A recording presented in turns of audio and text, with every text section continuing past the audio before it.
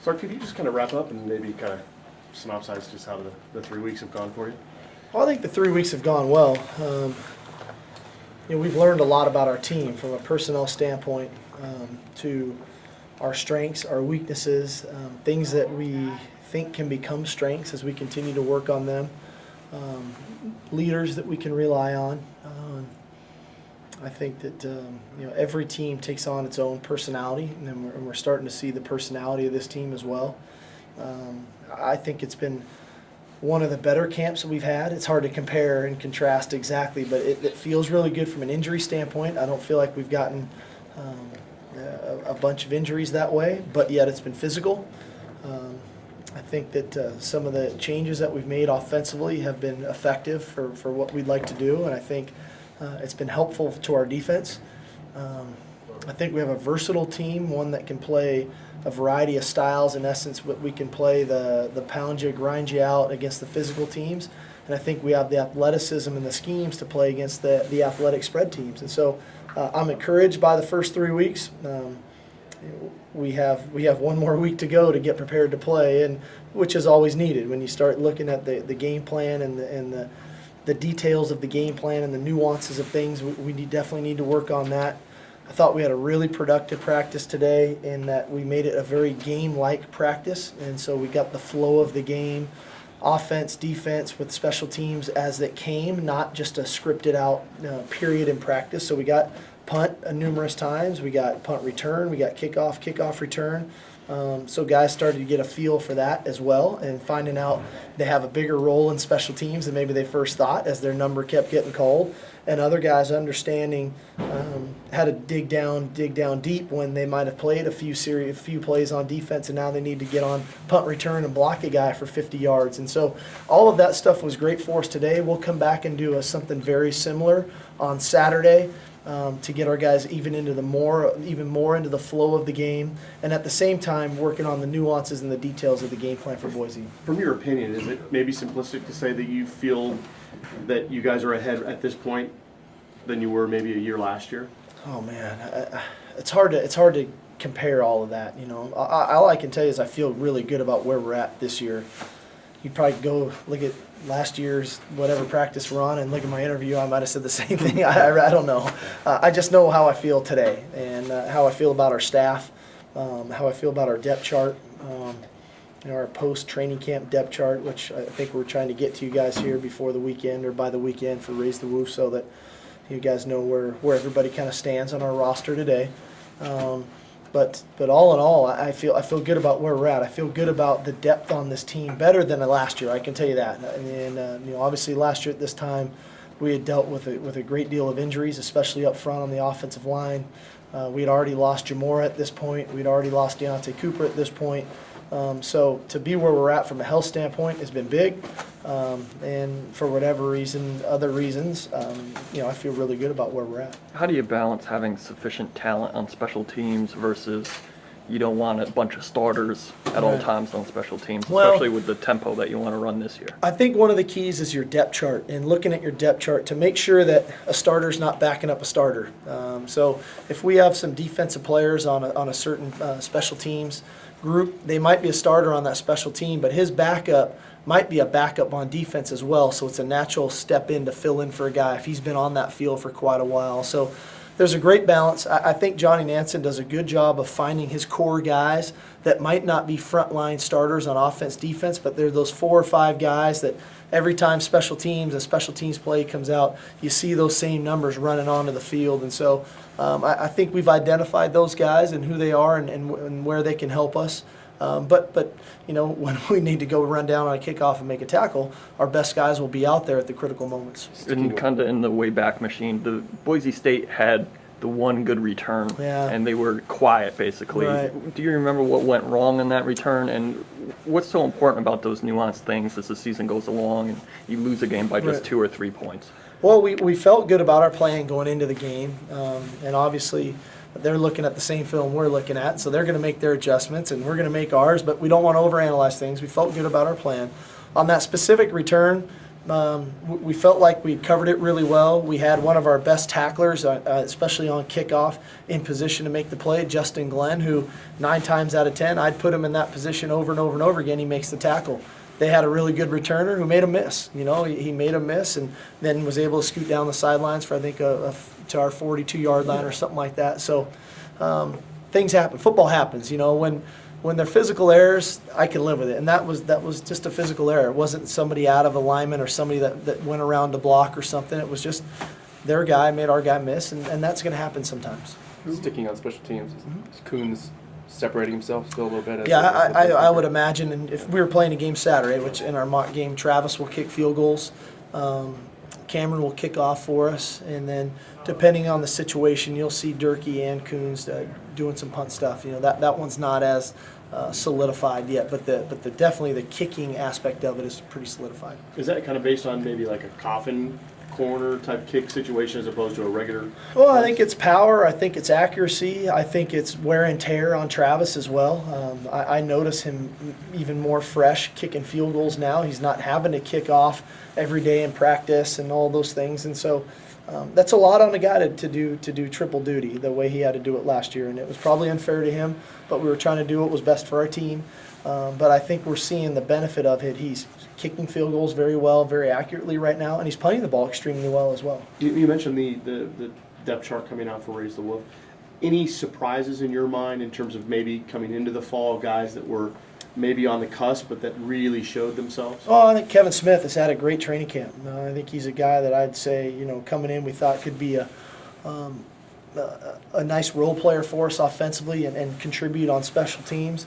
He's a guy who's been really dynamic, especially the last 2 weeks of training camp. He's playing fast. He's kind of back to his own self. I think that what he's bringing to our offense, the big plays, had another big play today in the scrimmage, what he's doing for us in special teams. He's probably the biggest surprise for me of a guy that, you try not to lay expectations on people, but you have the pieces to the puzzle laid out on the table, and then you start putting them together. I don't know if we really thought going in number 8 would be such an integral piece to the puzzle, but right now he is. Who are some of those leaders you mentioned emerged in the last 3 weeks? Well, I think Colin Tanagawa, a really nice leader for us, a guy who hasn't been with us, for a little while because of the injury, and now that he's back and playing full time, full speed, his leadership is evident for sure. I think Kikaha, I need to pronounce now, Haoli Kikaha, that one's going to take a while. So I think his emergence, he's just a natural leader in that aspect of a guy who maybe we didn't anticipate being that role because we just didn't have him, is another nice leader for us. The natural guys are still there, obviously, in Keith and Shaq and Sean Parker. I think one other guy who might not wow everybody just the way he plays, but from a sheer leadership standpoint, DeAndre Campbell's an excellent leader. He's vocal, he's strong, he's attentive to details, he shows really good guidance to the younger players, and so I like the balance of leadership on this team. It's not, hey, I need these 2 guys to lead.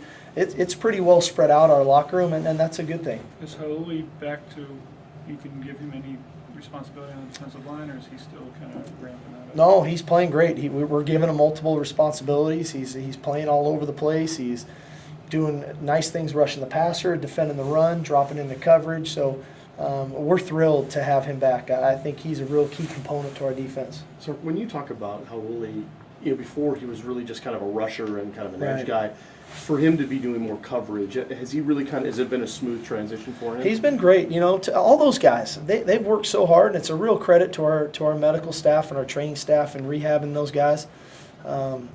They're all doing everything. Haoli's doing it. Colin Tanagawa's playing. He just plays every down now at right guard. Jesse, Coop, they carried the ball all day today, and now even Lawrence is who was a little bit further behind. He's playing a bunch for us as well, which has been great. To have another big nose tackle in there for us is key for us. So all those guys, and Haoli, for all of them, to me, in especially the big guys, they almost look better than before. They almost look even more in shape. They almost even look a little bit more agile, which is encouraging. Have you made any redshirt decisions at this point? You can share No, with we're us? going to finalize all that by Saturday. I think it's relatively clear what we're going to do. there's a handful of guys that they're kind of in that gray area. They're in the two deep on special teams. We're trying to figure out how much they'd play on offense and defense, and how much of an impact they can have for us 4 weeks from now as we continue to work with them. So those are always the tough ones, the tough ones to make. And we're actually contemplating redshirting a couple guys that haven't redshirted yet, because that's how deep this roster is as compared to where we used to be. Did Tianagawa get a red shirt for last year? Did you guys ever petition for that? Do you know? I'd have to go exactly check with our compliance. I don't know if we've done that officially yet or not. Lagofuino will play in the opener? I would imagine so. I think so. He's not as far along as the other guys, but he has time still. He's got over a week to continue to condition himself. And when you're a big old guy in the middle of our defense, how critical it is for us to be stout in the middle and spill the ball to the outside to let our guys run and make those plays. He has a definite factor in our defense and the way we play. So to piggyback on that, is there anybody right now that you would rule out of the game on Saturday? I don't know. Patrick Inawali is going to see a specialist for his hand tomorrow. So he would be a guy that depending on what results we get back from that, it's hard to come back in a week's time. Eric Kohler, I don't think is going to make it back. He's still in a boot. Off the top of my head, those are the two that really jump out at me. And with Eric, is it a situation where maybe by Arizona, by Pac-12 play, is it conceivable? Again, I'm hopeful of that. So much of it is on his own body and how that thing heals. It's just not, it's not something that you can just kind of rehab it and you can get it better through rehab. It's something where, when you're talking about a bone healing, it takes time. And so we'll see what happens. Good. You guys were wearing chips. The guys were wearing chips yesterday, the concussion thing that Yeah, you said. yeah. Is that experimental or is that kind of No, new that's something we're technology going to do. We've been working with a company, X2, who's based out of Bellevue, and we've really been doing a lot of work with them for years now. They used to have the compression mouthpieces to gauge the impact of hits.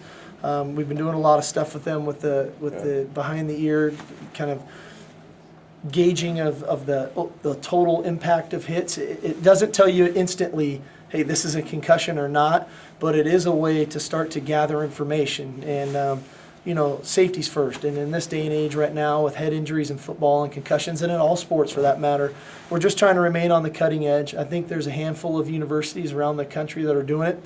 We're fortunate enough to be one of those, and with this company in our backyard, and they've been great. Our players are actually excited about it. I think they want to know too, and so it's been great. And they've been a good partner of ours, and hopefully we can get some good information out of this. Is that type of thing where there's a base level or something, or have you seen some of the information? You got to talk to somebody smarter than me, Adam. I don't know exactly, but I do know that it's taken years to get to the point to where they're at today, with a lot of work and a lot of technology, and they feel great about where they're at in gathering the information. What comes out of that, I'm not exactly sure. We'll see. I don't know.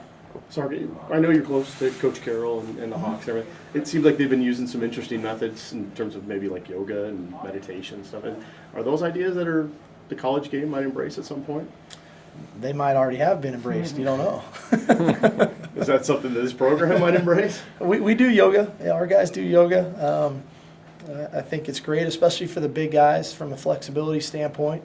I think so much of what we do is about, we talk a lot about the next play and focusing on the next play and the task at hand. And when you can control your breathing and when you can take that deep breath and clear your mind and move on to the next snap is something that's pretty powerful for the people that can do it. How about the coaching staff? We do. I don't know. I try my best.